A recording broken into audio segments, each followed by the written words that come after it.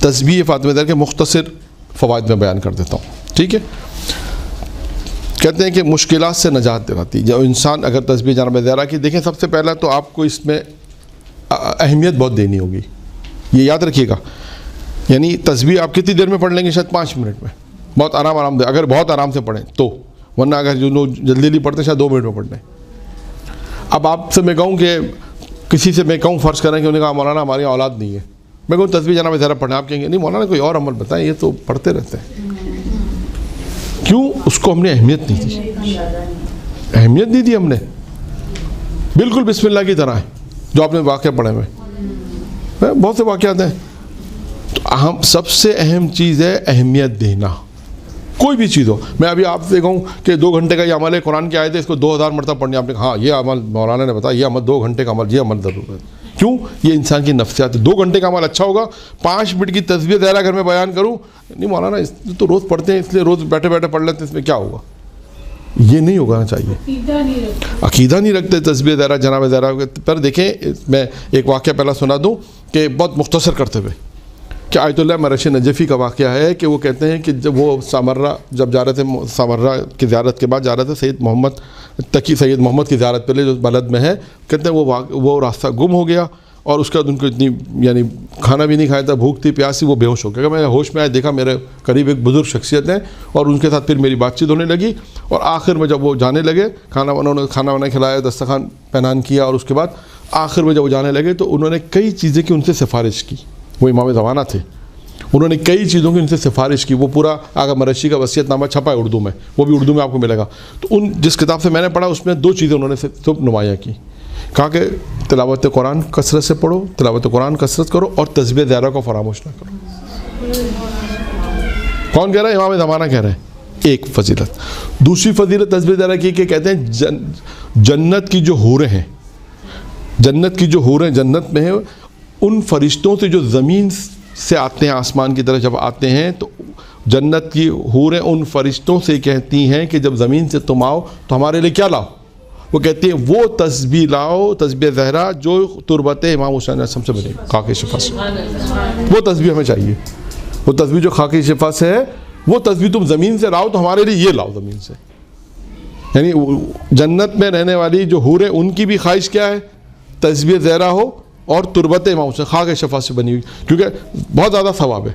خاک شفا کی تسبیح رکھنا اپنے ہاتھ میں بہت زیادہ ثواب ہے. اس میں یہ بھی روایت میں ہے کہ جو تسبیح پڑھتا ہے انسان، آپ نے پڑھا اور پھر بھول گیا، لیکن تسبیح یعنی امام حسین کی خاک کی بنی ہوئی تسبیح کا یہ فائدہ لکھا ہے روایت میں کہ جو آپ نے بھول گئے پڑھنے کے بعد، اس کا ثواب بھی لکھا جائے گا تمہارا.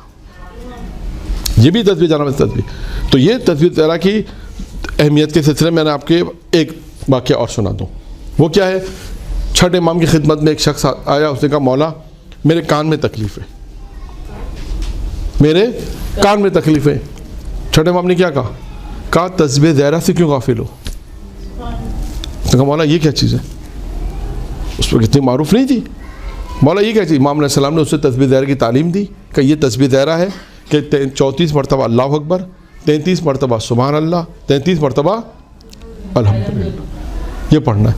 وہ کہتا ہے کہ میں نے کافی عرصے تک پڑھتا رہا، اس کے بعد مجھے میری کان کی تکلیف جو ہے وہ دور ہو گئی. اب آپ مجھے بتائیں، اگر دیکھیں دوا تو انسان کرے گا، فرض کریں آج اگر کوئی بڑی تکلیف خدا نہ خواستہ ایسی ہے تو آپ ڈاکٹر پر جائیں گے، ایسا نہیں ہے. لیکن ساتھ ساتھ تسبیح زہرا کہ بھائی اس کا بھی اثر ہے، دعا کا بھی اثر ہوتا ہے. آپ دیکھیں کتنے خدا نہ ایسے مریض ہوتے ہیں جو وینٹیلیٹر پہ ہوتے ہیں، اور آپ لوگ ہم مومنین دعا کرتے ہیں تو مومنین کی دعا کے توسل میں کیا ہوتا ہے؟ وہ وینٹیلیٹر سے واپس آ جاتے ہیں. کتنے ایسے لوگ ہیں جو کورونا کے اندر، ہم جانتے ہیں، آپ بھی جانتے ہیں، میں بھی جانتا ہوں، کہ جو 25 دن 26 دن تک وینٹیلیٹر پہ رہے اور مولانا ان کو زندگی دے دی. مومنین کی دعائیں تھیں، کسی کوئی منت مانی، کسی نے کوئی منت مانی، کسی نے کوئی منت مانی، تو یہ اثر رکھتی ہے. خیر، تو تسبیح زہرا کی فضیلت میں نے آپ کے سامنے مختصر بیان کی. امام زمانہ نے آیت اللہ مرشد نجفی سے کہا کہ اس کو فراموش مت کرو، یعنی اس کو مت بھولو، اس کو ایک چیز. اور چھٹے امام نے اپنے ایک صحابی سے کہا کان کی تکلیف میں، تو کہا تسبیح زہرا کی تعلیم دی، اور اس نے پڑھا